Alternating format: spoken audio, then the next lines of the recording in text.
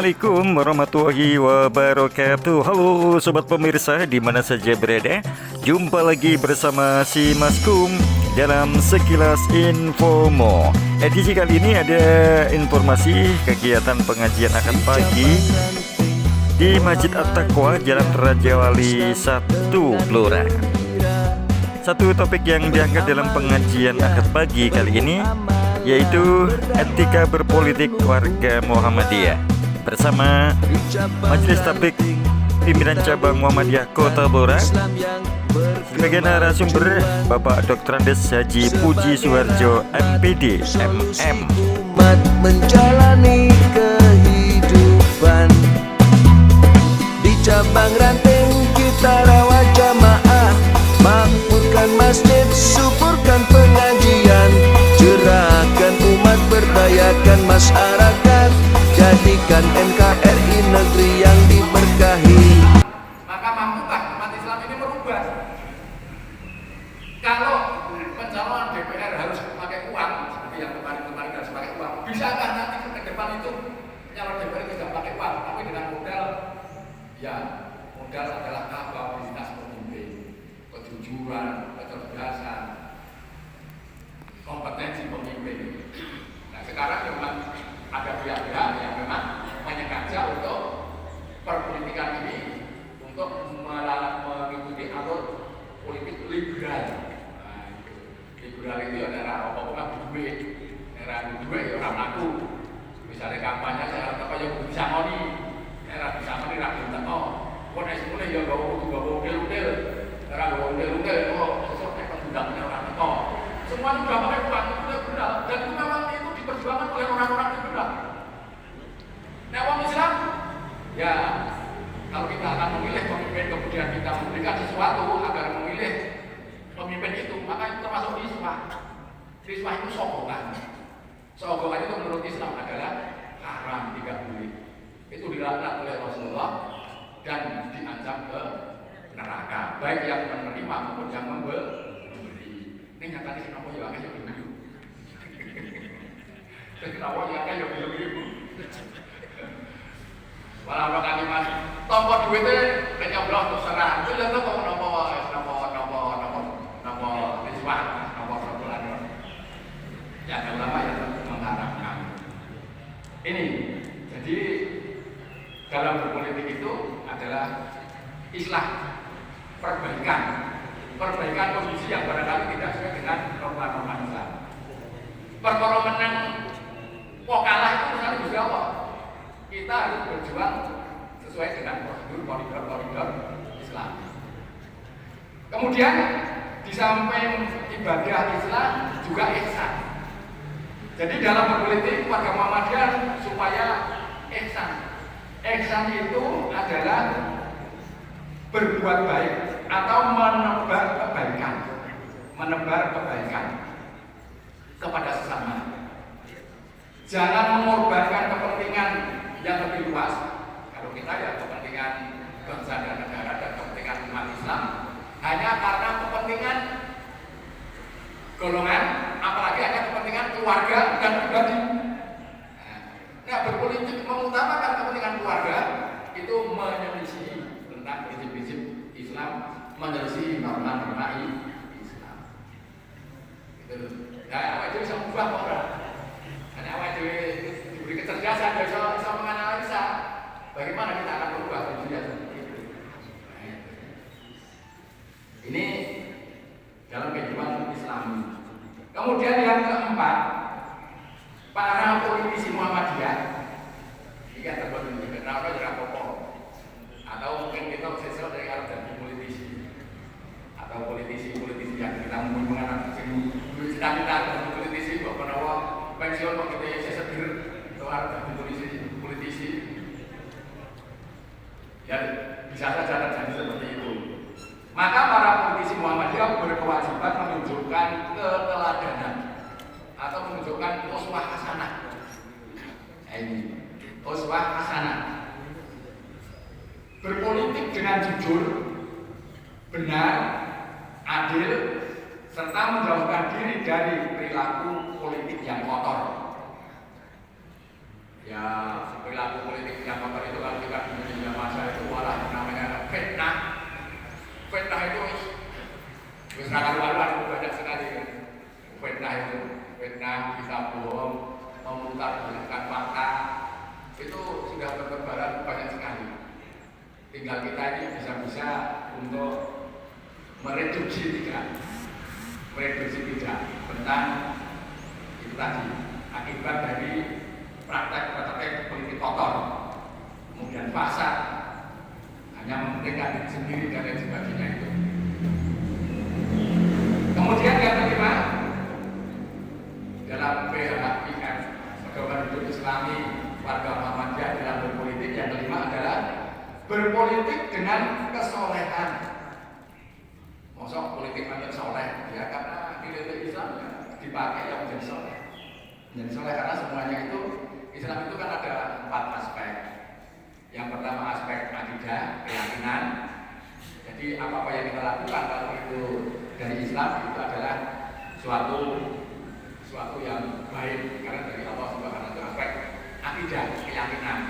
Kemudian aspek ibadah, kemudian aspek akhlak, dan keempat aspek muamalah. Nah itu. Maka itu kita terapkan, maka kemudian politisi-politisi Muhammadiyah termasuk kita, walaupun kita ini bukan calon-calon pemimpin dalam berpolitik, tetapi kita sebagai pelaku politik untuk diberi kewenangan memilih, maka kita tunjukkan ke contoh kesolehan sosial, kesolehan di dalam berpolitik, mengutamakan ya perilaku yang makruh, perilaku yang baik, terhindar dari yang mungkar. Kemudian yang terakhir, yang keenam, pedoman hidup berpolitik warga Muhammadiyah itu adalah selalu menggalang silaturahim dan ukhuwah antar politisi, antar kekuatan politik yang digerakkan oleh para politisi Muhammadiyah. Jadi artinya warga Muhammadiyah walaupun mungkin nanti beda pilihan, ya, beda partai, dan itu memang tidak menjadi satu partai itu tidak menjadi pedoman Muhammadiyah, yang tidak berbeda nanti itu. Maka tetap harus menjaga silaturahim dan ukhuwah. Jangan korbankan Muhammadiyah karena kepentingan politik. Untuk podo-podo, misalnya pleno cabang kota, parkiran ya. Untuk segi hijau, segi kuning, melirik-lirikan, rapat orang mawar, rapat Muhammadiyah orang mawar, atau sindir-sindiran. Tidak harus begitu. Muhammadiyah jangan dikorbankan hanya kepentingan politik praktis. Jadi Muhammadiyah tetap diperjuangkan. Ini pedoman umum. Nah sekarang ini yang pedoman khusus. Pedoman khusus memang tidak diatur oleh Muhammadiyah, tetapi karena Muhammadiyah ini gerakan Islam, maka Islam harus diterapkan di dalam kita menetapkan suatu keputusan untuk memilih pemimpin. Di dalam hal ini, di dalam politik itu mesti ada yang namanya pemimpin dan kepemimpinan. Di dalam kita proses politik ini, kita memilih pemimpin. Pemimpin itu orangnya. Kemudian kalau cara memimpin, kalau kepemimpinan itu cara memimpin. Di dalam Al-Quran banyak sekali menunjukkan tentang hal ini. Personal atau pribadi-pribadi mana yang sesuai dengan Al-Quran itulah yang kita pilih, yang menjadi parameter ukuran untuk memilih pemimpin. Nah itu, ini buat ini tidak ada di PHIM yang pokok-pokok yang Ustaz yang disampaikan. Tetapi untuk secara khusus di dalam Al-Quran, yang pertama persyaratan pemimpin di dalam Al-Quran surat Al-Maidah ayat 55 sampai 56 itu A'udzubillahi minasyaitonir rajim. Bismillahirrahmanirrahim. Innama waliyukumullahu wa rasuluhu walladzina amanu, dan selanjutnya. Yang ayat 556 ini kalau kita simpulkan parameter atau ukuran yang nanti kita jadikan tolak ukur untuk memilih pemimpin adalah ayat Al-Quran di antaranya ini. Dalam ayat ini, siapa yang harus memenuhi kriteria bagi umat Islam? Satu, walladzina amanu. Jadi yang kita pilih pemimpin itu harus betul-betul orang yang beriman. Kalau di dalam Islam beriman itu ya jelas Islam, jelas Islam. Saudara pemirsa, dalam pedoman hidup Islami warga Muhammadiyah atau PHIWM, khususnya pedoman dalam politik warga Muhammadiyah, yang mana pada dasarnya Muhammadiyah itu tidak dukung-mendukung, namun untuk pilihan diserahkan pada warga Muhammadiyah masing-masing. Bagaimana pedoman kita untuk hidup sebagai warga Muhammadiyah walaupun tidak berpolitik praktis, tapi bisa berkontribusi dalam politik? Pedoman itu dalam PHIWM atau pedoman hidup Islami warga Muhammadiyah yaitu sebagai berikut. Pertama, warga Muhammadiyah itu perlu mengambil bagian dalam kehidupan politik, tidak apatis, tidak masa bodoh. Jadi warga Muhammadiyah diharapkan aktif untuk mendukung dalam politik di berbagai partai. Yang kedua, berbagai partisipasi politik harus ditegakkan dan sejujur-jujurnya. Kemudian yang ketiga adalah berpolitik dalam kepentingan umat dan bangsa. Demikian pedoman umum berpolitik dalam PHIWM atau pedoman hidup Islami warga Muhammadiyah. Sedangkan pedoman khusus sebagai parameter atau tolak ukur memilih pemimpin menurut Al-Quran, yaitu pertama, sebagai syarat pemimpin adalah beriman pada Allah atau orang Islam. Yang berikutnya, bagaimana sholatnya baik atau tidak. Pemimpin orangnya yang dermawan, ya tentunya mau zakat, infak, dan sedekah. Tunduk, taat, dan tawaduk pada Allah. Segala sesuatu dikaitkan dengan Allah. Pemimpin itu Hizbullah atau golongan Allah, atau orang-orang yang berlindung pada Allah, atau orang yang memperjuangkan agama Allah. Pemimpin itu orang yang yakin atau meyakini akan janji-janji Allah Subhanahu wa Ta'ala. Pemimpin itu punya keberanian, tidak penakut, serta tidak bersedih dan senang dengan amanah menjadi pemimpin. Kemudian mempunyai wawasan yang luas serta mempunyai kekuatan fisik. Tidak hanya pada saat akan pemilihan saja jadi orang Jumatan. Karena pemilu yang lalu saya juga dapat postingan itu di Sulawesi ya. Di Sulawesi ada suatu masjid yang tadinya calon itu membantu masjid di bawah karpet. Delahnya kurang jadi. Yang karpetnya kemudian di jalur Bali sebelum boleh dari calon. Sampai sejauh itu. Berarti menunjukkan berarti memang ada orang-orang yang melakukan kedermawanan dikaitkan dengan mendapatkan simpati. Yang keempat, wahum rokiun. Dalam ayat ini masih persyaratan wahum rokiun. Orang-orang yang tunduk, orang-orang yang taat, orang-orang yang tawaduk kepada Allah. Itu. Jadi orang-orangnya itu selalu mengaitkan semua yang dilakukan kepada Allah Subhanahu wa Ta'ala, mendedikasikan kepada Allah. Ini dengan analisa pakai calon-calon yang selalu mengaitkan dengan Allah itu siapa? Itu yang nanti pada dengan pilih. Kemudian Hizbullah, orang pemimpin itu yang akan kita pilih adalah termasuk Hizbullah.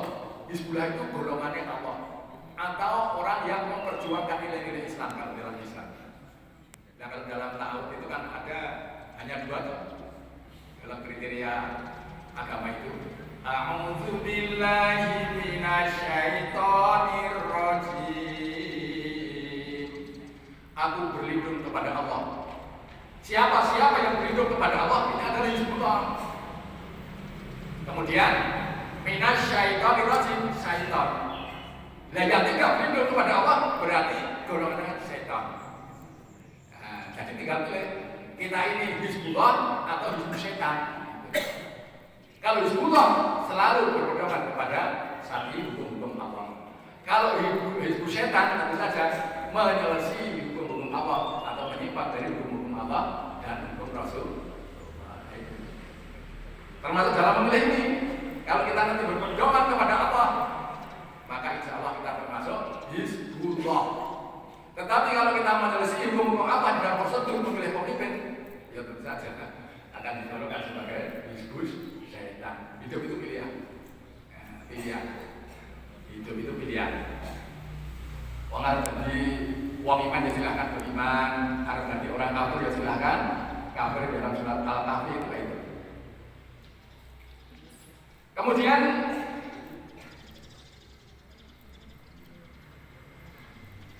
wahum ghalibun.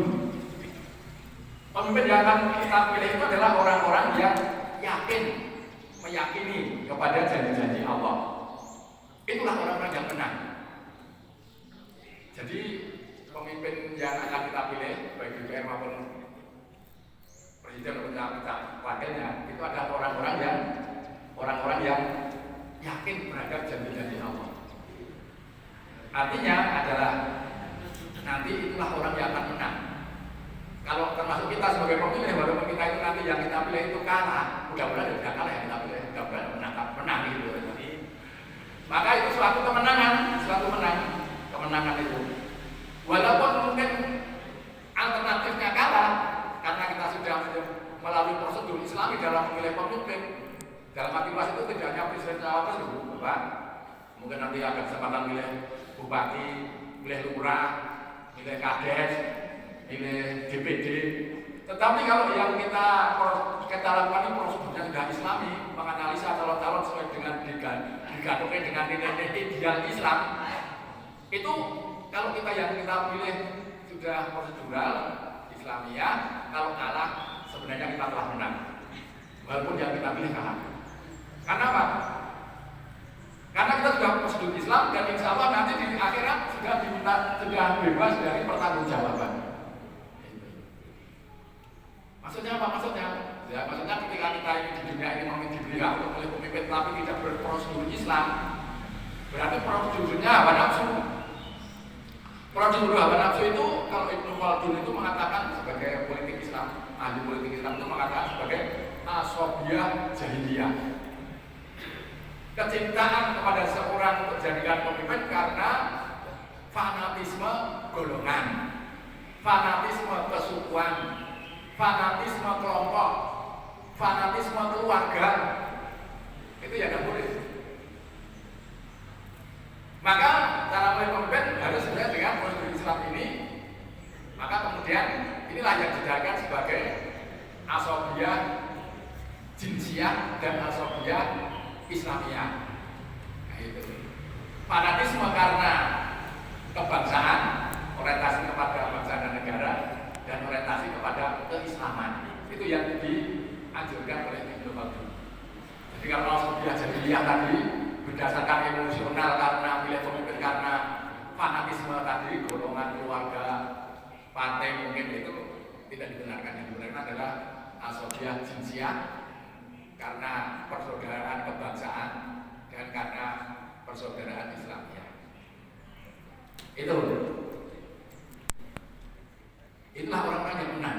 Kemudian di dalam Quran surat Yusuf itu surat ke-1062 itu disebutkan ada dua lagi pemimpin atau parameter pemimpin, la khaufun wa la hum yahzanun. La khaufun itu pemimpin yang kita pilih itu harus mempunyai keberanian, tidak penakut, menyampaikan gagasan-gagasan kepada siapapun, apapun, walaupun intimidasi, sulit untuk mundur, tetap jalan terus, kendel. Kemudian walahum yahzanun dan tidak bersedih, senang dengan amanah itu, senang dengan amanah menjadi pemimpin ini. Ini dalam Quran. Kemudian di dalam Quran surat Al-Baqarah ayat 247, monggo nanti bisa dikonfirmasi kembali. Ada dua tambahan lagi, batostan fil ilm wal jism. Pemilih yang akan memilih pemimpin itu kriterianya termasuk ini, batostan fil ilm. Di antara calon-calon yang ditawarkan kepada kita adalah mempunyai wawasan keilmuan yang lebih luas di antara calon-calon yang lain.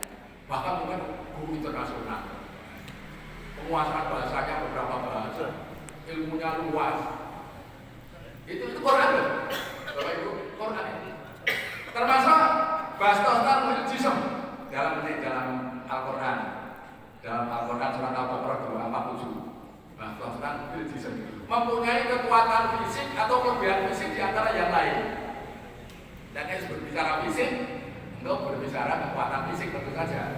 Orang terlalu tua, orang terlalu muda, enak dipandang, gagah, ya macam-macam nak fisik itu.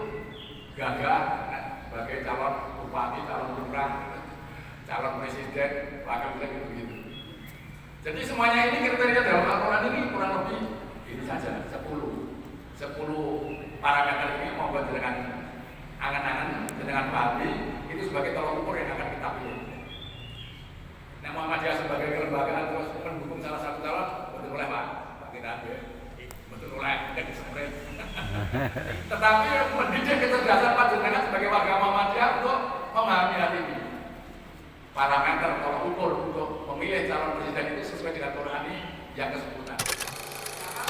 Saudara pemirsa, di mana saja berada, adapun cara kepemimpinan atau cara memimpin yang ditawarkan dalam Al-Quran pada surat Al-Imran ayat 159 adalah sebagai berikut, bahwa pemimpin yang lembut atau santun dalam memimpin. Yang kedua, tidak keras dan kasat hati atau pemarah. Yang ketiga, suka memberikan maaf kepada bawahannya. Yang keempat, mendoakan atau memintakan ampun orang yang bersalah atau bawahannya. Yang kelima, terdapat dalam Quran surat An-Nisa ayat 58, yaitu bahwa pemimpin yang akan kita pilih yaitu mempunyai kompetensi atau profesional. Kemudian yang keenam, pemimpin itu harus adil. Nah, di samping itu ada 4 sifat Rasul yang harus menempel pada pemimpin, yaitu pertama, jujur. Yang kedua, amanah atau tanggung jawab. Yang ketiga, fatonah atau cerdas. Kemudian yang keempat adalah tablik atau interaktif, komunikatif untuk mencari jalan keluar suatu masalah. Saudara pemirsa, semoga Allah memberikan pemahaman kepada kita untuk memilih pemimpin sesuai dengan prosedur Islam. Itu Al-Quran. Nek sing gawane marah kok jadi pilih. Ini Quran. Berikutnya apa lagi? Wastaghfirullah. Sebelumnya adalah wa'fu anhum. Wa'fu anhum adalah suka memberikan maaf kepada bawahannya manakala bawahannya itu salah. Ini pemimpin kriteria Al-Quran, memberi maaf, suka memberi maaf, orang-orang seperti itu, kemudian diberi hukuman, bahkan mungkin ada pemimpin yang ketika anak buahnya salah itu kemudian digunakan diumpah-umpah di hadapan orang tuanya. Nah itu dalam kriteria Islam itu menyimpang dari milik norma Islam. Untuk dalam seperti itu kan ada yang jangan dipilih lagi, belum pernah seperti itu. Kalau seperti itu kan jangan pilih lagi, ada kesempatan pilih, jangan pilih, berarti sudah menelisih ayat ini, menelisih Allah dan Rasulnya. Kemudian wastaghfirullah, mendoakan atau mintakan ampun kepada orang yang bersalah, khususnya bawahannya.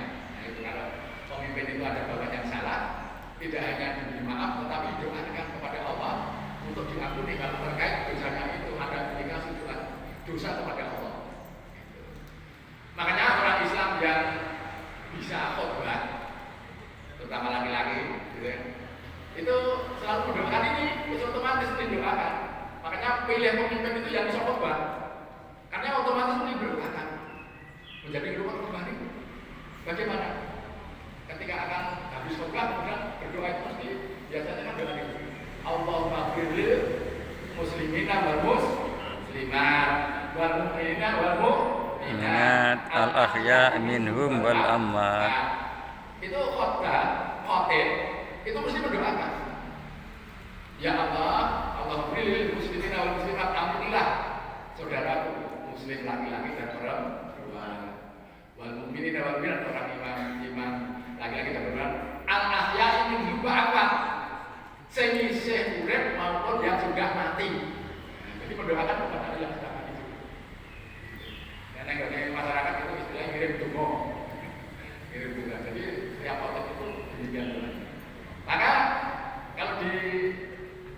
analisa kepada hal ini, maka pilih pemimpin yang bisa khotbah. Jelas mereka akan sangat membedakan. Ya sobat pemimpin yang khotbah. Nah, dengan perspektif jejak-jejak digitalnya. Kemudian atur amanati ila ahliya. Ini ditemukan di dalam Al-Quran surat An-Nisa 58. Pemimpin yang akan kita pilih adalah mempunyai tingkat kompetensi profesional, sing ahli. Nah kira-kira coba-coba ya jadi pilih pemimpin, terutama yang sudah banyak pengalaman menjadi pemimpin dan kepemimpinan itu berhasil, berarti itu punya kompetensi. Kalau yang anyar belum teruji tentang keberhasilan kepemimpinan, ya jangan coba-coba. Terutama kalau pajaran kenal dekat, kalau persis bahwa cara pemimpin orang itu sangat bagus dan bisa berhasil.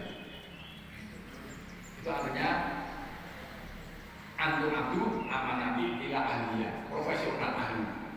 Kemudian ke-8 adil. Jadi pemimpin itu harus adil. Tidak hanya memihak kepada yang kaya, tidak hanya memihak kepada pengusaha, tapi kepada rakyat kecil pun harus adil. Itu adalah cara memimpin dalam Al-Quran.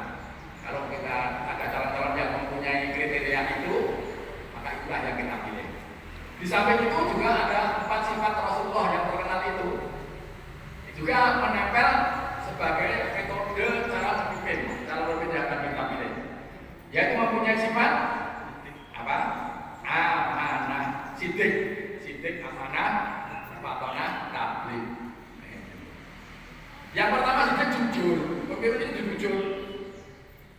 Apa yang diucapkan sama dengan apa yang dilakukan. Bagi ini saya angel. Boleh sih kesamaan antara yang diucapkan dengan yang dilakukan itu angel, kita angel. Sing tak rumahke yang tidak lakukan yang saya tangkap itu biasanya omonginnya sih dilakukan itu beda. Omonginnya ini tinggi, tapi kelakuannya beda. Itu seperti itu yang saya tangkap. Cuma ada bapak-bapak yang berkata bola. Ini saya merasakan hal itu. Ada pemimpin yang itu, yang tengok di TV itu penciptaannya itu ya pro rakyat, tapi dalam kebijakan yang tidak pro rakyat. Amanah, tanggung jawab, fatonah, pandai, cerdas. Artinya adalah calon pemimpin yang kita pilih adalah bisa menyelesaikan problematika kehidupan ini. Itu adalah fatonah, cerdas, bisa mengambil jalan keluar berbagai macam problematika kehidupan. Kemudian yang terakhir adalah tabligh. Ya, tabligh ini menyampaikan, artinya bisa pemimpin yang kita itu interaktif, komunikatif, bisa belajar masalah kepada yang dipimpinnya termasuk rakyat, dan kemudian mencari jalan keluar untuk menyelesaikannya. Belajar masalah, artinya mau mendengarkan keluhan wong cilik. Keputusannya diambil bersama. Bagaimana cara mengatasinya? Ini adalah Quran semua. Mudah-mudahan nanti Allah memberikan kepada kita suatu pemahaman bagi kita untuk memilih pemimpin sesuai dengan prosedur Islam. Mari kita tutup dengan doa. Bismillahirrahmanirrahim. Bismillahirrahmanirrahim. Alhamdulillahirrahmanirrahim. Hamdan syakirin, hamdan alamin, hamdan liwa'alina wa yu'afu manzidah. Ya Rabbana lakal hamdu kama yanbaghi li jalali wajhika wa ghadiri sultanik. Allahumma sholli ala Muhammadin wa ala alihi wa sahbihi ajma'in. Walhamdulillahirabbil alamin. Allahumma ighfir lil muslimina wal muslimat. Amin. Wal mu'minat. Amin. Wal amwat. Innaka sami'un qaribun mujibud da'wat. Innaka antal wahhab. Rabbana dzalamna anfusana wa illam taghfir lana wa tarhamna lanakunanna minal khasirin. Rabbana la tu'akhidna in nasina aw akhtana. Rabbana wa la tahmil 'alaina isran kama hamaltahu 'alal ladzina min qablina. Rabbana wa la tuhammilna ma la taqata lana bih. Wa'fu 'anna waghfir lana warhamna anta maulana fansurna 'alal qaumil kafirin. Amin. Allahumma walli 'alaina khiyarana. Amin.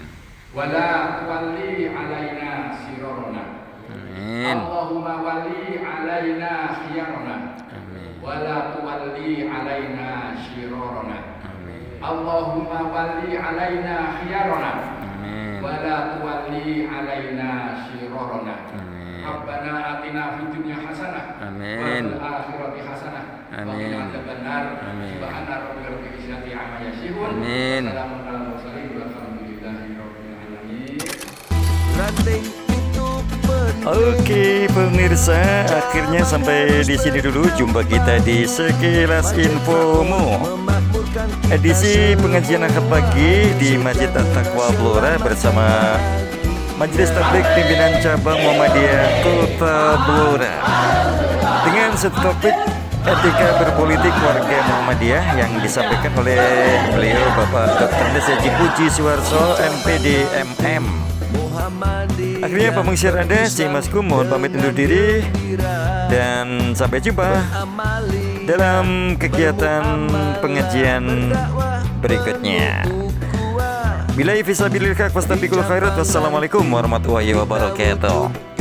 Islam yang berkemajuan sebagai rahmat, solusi umat menjalani kehidupan. Di cabang ranting kita rawat jamaah, makmurkan masjid, suburkan pengajian, cerahkan umat, berdayakan masyarakat, jadikan NKRI negeri yang diberkahi. Ranting itu penting, cabang harus berkembang, masjid makmur memakmurkan kita semua, adil sejahtera selamat dan bahagia. Ranting itu penting, cabang harus berkembang, masjid makmur memakmurkan Muhammadiyah, sukses di dunia ini dan akhirat nanti. UMS Solo ini lagi mengikuti pengajian akad pagi di Masjid At-Taqwa ya, bersama Pak Sakiran sebagai Kepala Sekolah SMK Muhammadiyah 1 Blora ini. Oke, selamat ber-KKN.